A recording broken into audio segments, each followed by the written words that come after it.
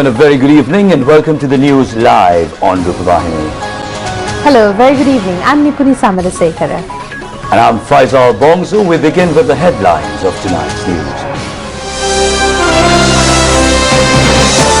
Uganda has assured its fullest assistance for the development of Sri Lanka's sugar industry.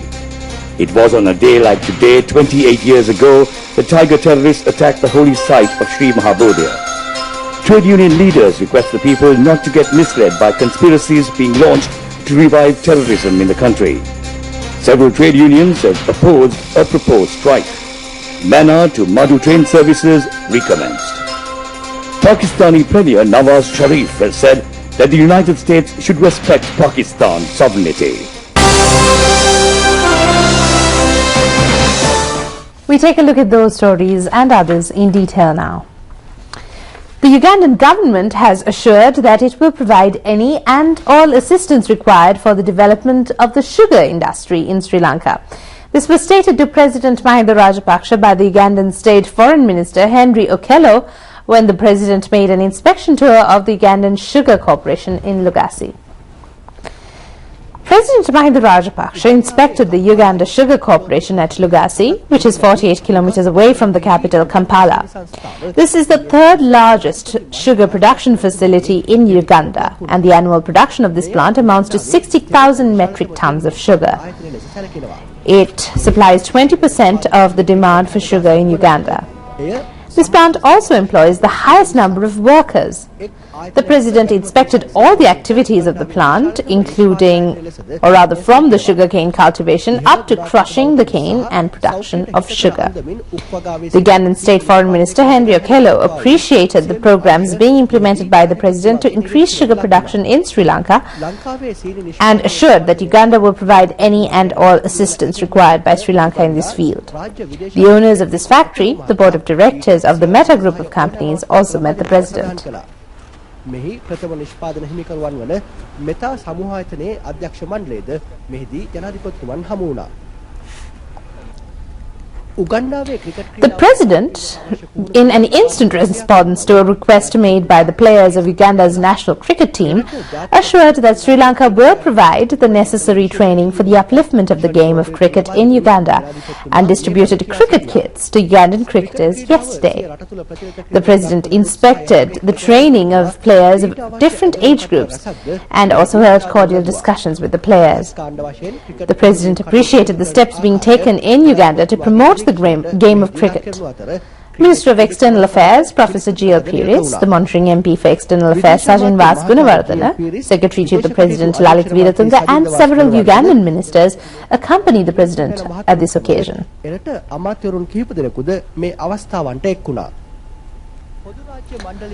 Mohan Karnarathan, reporting from Kampala, said that a three-day local government conference of the Commonwealth will start at 8:30 p.m. tonight in the Ugandan capital, Kampala. More than 160 representatives from 40 countries will attend this conference. President Mahinda Rajapaksa is also scheduled to address the conference, and the President will then hold bilateral discussions with the chairman of the local government conference of the Commonwealth. And in other news, locally, the Northern Railway line from Madhavachya to Madhu was opened today. After a lapse of about 2 decades, people in the Madhu area can now enjoy the privilege of travelling by train. The train service from Colombo Fort to Talemanar was started in the year 1914. It has also been used as a goods and passenger service between Sri Lanka and India. In the past, this was a very convenient transport service for the Catholic pilgrims who went to worship at the Madhu church. The Tiger terrorists completely destroyed the Northern Railway line in the early part of the 90s. The government immediately after defeating the terrorists started the construction work of this railway line. The distance between Madhavachya and Talemanar is 106 kilometers. The construction work started on the 27th of March 2011. It is estimated that the project will cost $230 million. The sector from Madhavachya to Madhu, which was declared open today, has a distance of 43 kilometers. The Indian company Ercon was in charge of the construction activities. The amount spent for the construction of this sector amounted to $80 million. 79 bridges and culverts have also been reconstructed. The first train started its journey from Anuradhapura at 9 a.m. and reached Madhu at 10 a.m.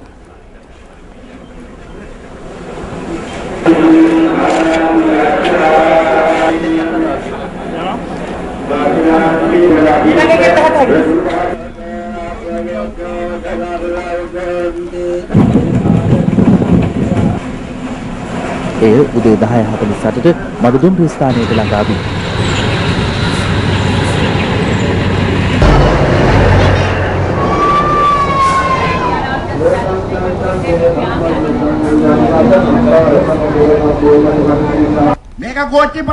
Minister Basil Rajapaksa said that the establishment of the signal post is not a simple thing, but it symbolizes the bringing of peace and prosperity to the whole country. The minister said that out of this 85% of the foreign assistance received by Sri Lanka, it has been utilized for the development of the northern province.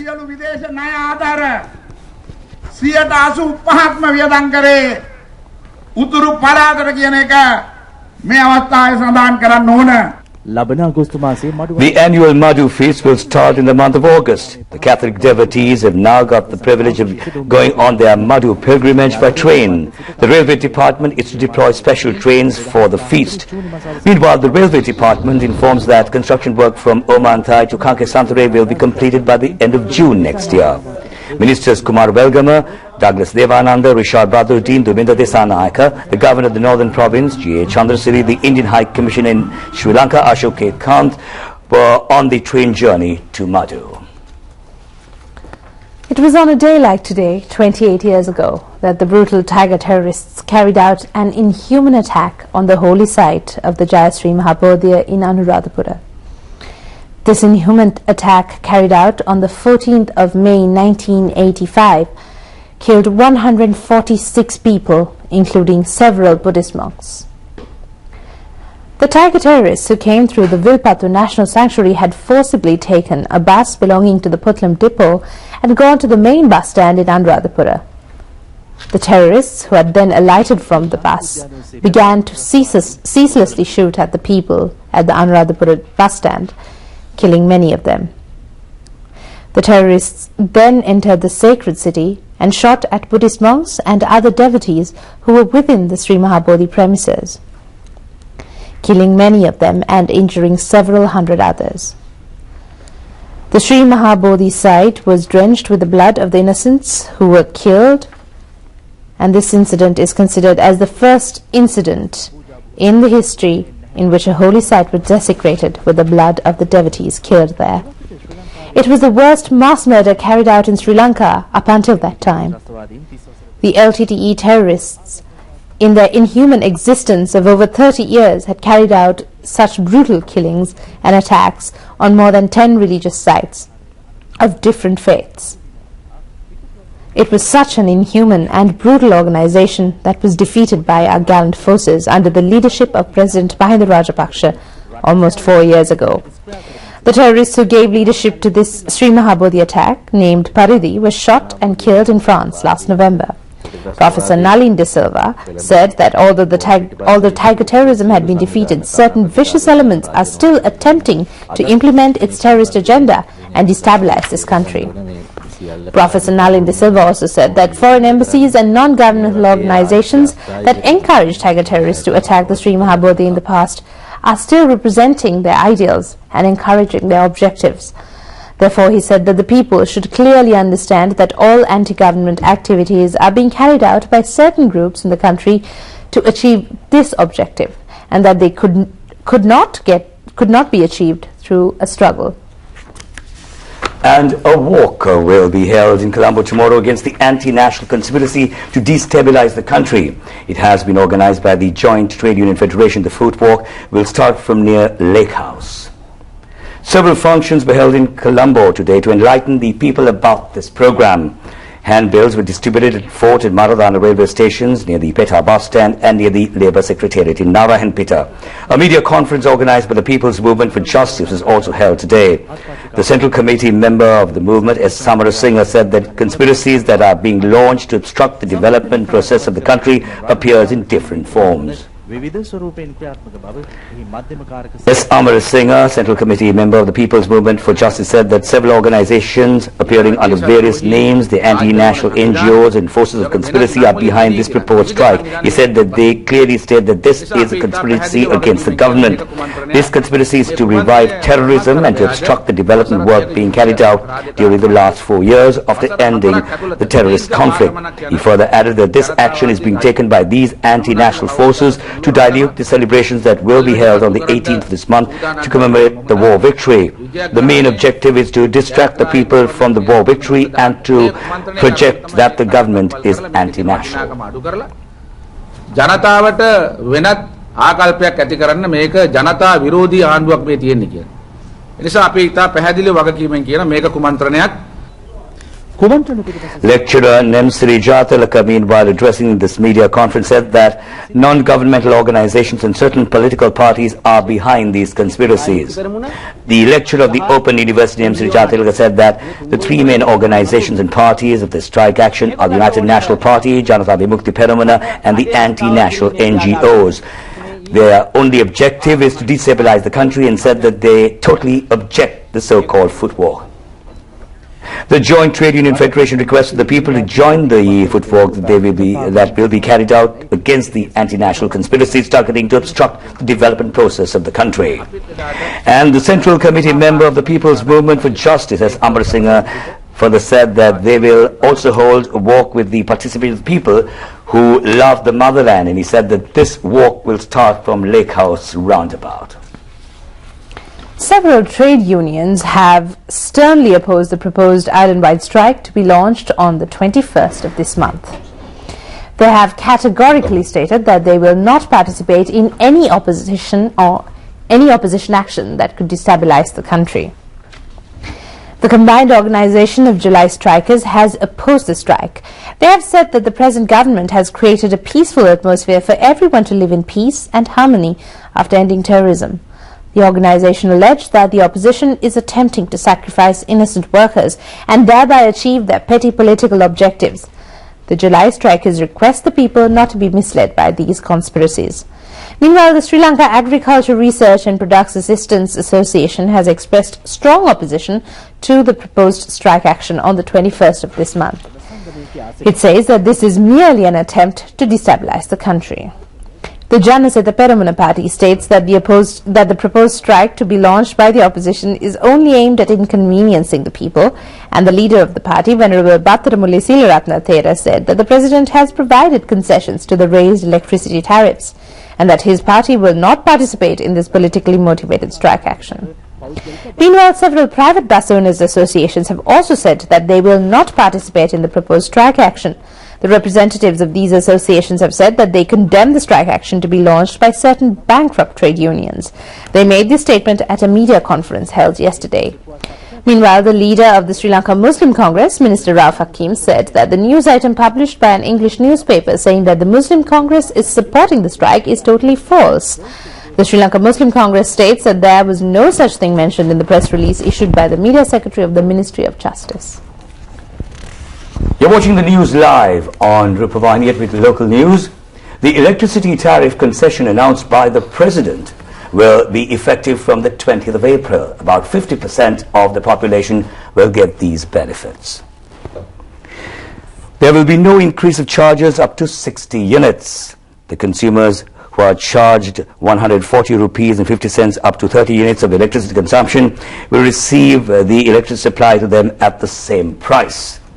There will be no change in the charge of 371 rupees and 85 cents being charged for consumers who use 31 to 60 units of electricity. The Electricity Board has also taken steps to reduce 10 to 12% of the charges being made for consumers who use electricity from 61 to 180 units. If those who use 90 units of electricity per month happen to exceed the amount up to 95 units, they will only be charged for the consumption of 90 units. Those who use up to 180 units of electricity will get a 25% reduction in the fuel adjustment charge. For other categories, the fuel adjustment charge has been reduced from 10 to 5%.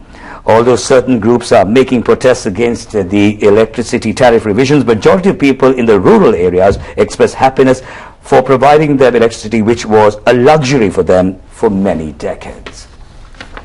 Sri Lanka leads the countries in South Asia that provide uninterrupted electricity supply round the clock. In majority of the countries in the region, electricity supply is curtailed for several hours on a daily basis. Several countries in the South Asian region face severe power crisis. The situation is very severe in India. 44% of the Indian electricity consumers have to face a 12-hour power cut daily. The statistics point out that people in several states are facing this situation.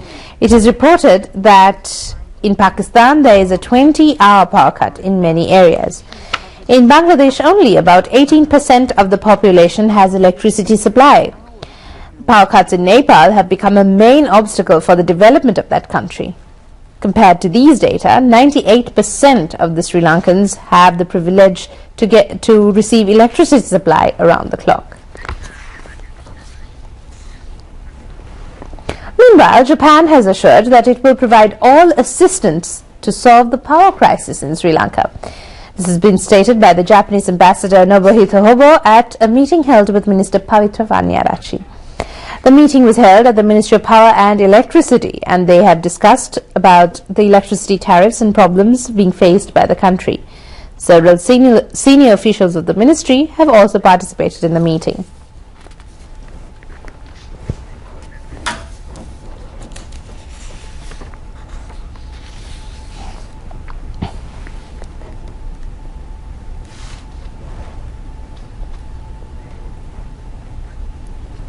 President Mahinda Rajapaksa has congratulated Mr. Nawaz Sharif, who has won the Pakistani general election. Presidential media spokesman Mohan Samranayaka said that President Mahinda Rajapaksa, who is on an official visit to Uganda, telephoned and congratulated Mr. Nawaz Sharif.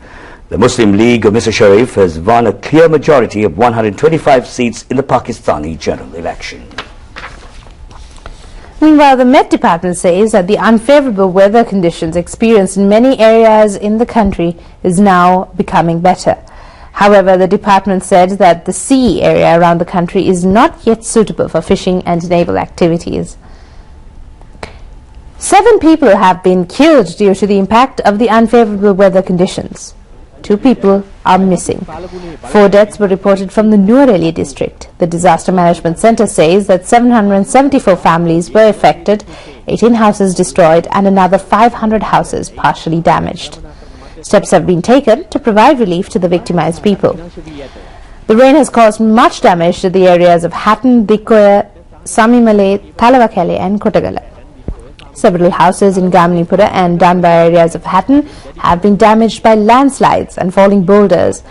The Kotmale Reservoir is at spill level.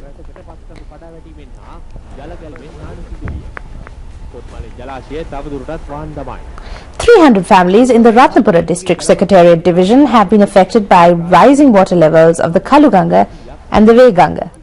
The rain has also affected Divisional Secretariat Divisions of Ratnapura, Paramadula, Alapatha and Opanayaka. The affected families have been provided with cooked food. The water levels of the Kalni River have increased due to heavy rains experienced in the Hatton area. The Department of Irrigation says, however, that there is no threat of floods at present. The United National Party has expressed its fullest support to the Commonwealth Heads of Government meeting to be held in Sri Lanka. This proposal in this connection was submitted to the Working Committee of the party yesterday and has been approved unanimously. The meeting was held at the United National Party headquarters, Sirikota, under the patronage of opposition leader Ranil Wickremesinghe. The opposition leader has told the meeting that it is the responsibility of the United National Party to inspect the activities of the Heads of Government meeting. Meanwhile, the Working Committee has decided to remove 5 electoral organisers of the party who have violated party rules. The parliamentarian Sajid Premadas has made a request at the meeting to settle the disputes prevailing between Mr. Ranil Wickremesinghe and a private media institution. It is reported at this moment that Mr. Ranil Wickremesinghe sternly criticised Mr. Sajid Premadas. And 56 Sri Lankan travel and tour operators have benefited from their participation at the Arabian Travel Market 2013 held in Dubai and organized by the Sri Lanka Tourism Promotion Bureau in coordination with the Consulate General Office in Dubai. Tour operators from over 100 countries from all the continents participated in this travel market. The event has attracted over 17,000 visitors and more than 2,500 exhibitors.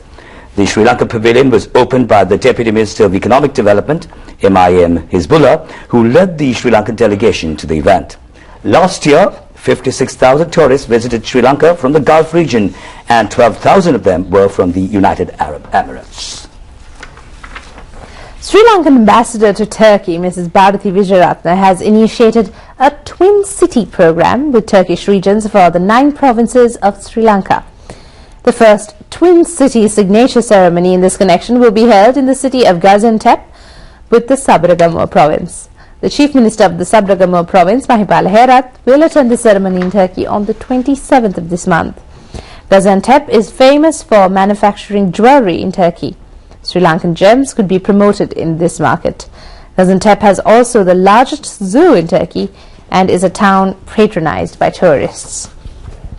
And yet, with local news, several archaeological evidence believed to be belonging to the middle era of the human evolution has been discovered from the excavations carried out in Kuragala. Dr. Shuran Darnegala said that this kind of archaeological evidence has not been found from any other place in Asia. Dr. Darnegala made these comments after observing the excavation in Kuragala yesterday. The Kuragala cave complex is spread in an area of around 20 hectares. Several caves and ola leaves with Brahmi signs and several Buddhist artifacts have been discovered from this area. A part of the area is in the dry zone and the other part is in the wet zone. The archaeological department said that the research carried out so far proves that there had been a large human settlement in this area in the prehistoric era. The excavations at the Kuragala premises were started on the 25th of April. At this place, they have also found a skeleton of an ancient human being. The excavations have also helped to discover the stone weapons and utensils used by the Baranguda man and various other animals and maritime artifacts. The archaeologists informed that these are the fossils found for the first time from this country and that are belonging to the prehistoric era. They have also found a part of a green crab that lives in the sea and lakes. The Deputy Minister of Economic Development, Lakshmanyapa Abewardena, said that within the first 3 months of this year, Sri Lanka has received foreign direct investment amounting to 218 million rupees, or rather US dollars. He said that by the end of this year, this amount will increase to $2 billion US dollars. The minister made these comments while addressing a press conference held at the Department of Information this morning.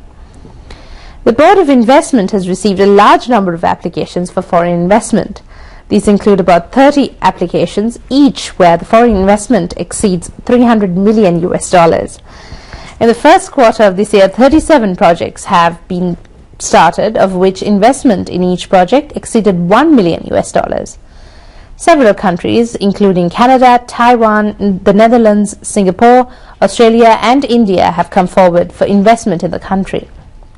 The total value of foreign investment received by the country between 1978 to 2005 amounted to 4,667 million US dollars.